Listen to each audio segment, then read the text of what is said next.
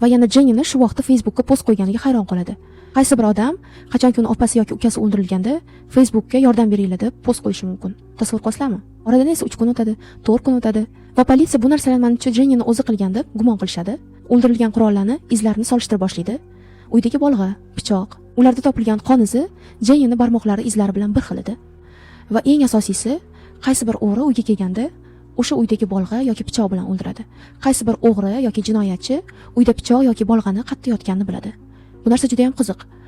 Barmoq izlari uning izlari bilan tushgandan keyin Jenning ota-onasi bu narsaga ishonishmaydi. Qanaqa Jengi bu narsaga qodir emas, u bizning qizimiz, u o'ldirishi mumkin emas deydi. Lekin afsuski, politsiya bu narsaga hakerlarni ham qo'shadi.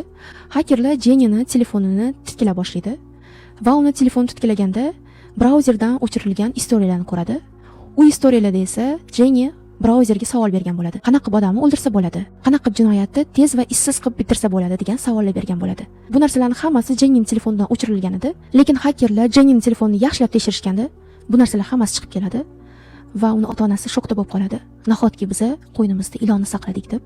Va eng qiziqarlisi, Jenni o'sha narsalar bo'lishidan oldin o'rtog'i bilan gaplashgan bo'ladi SMS orqali.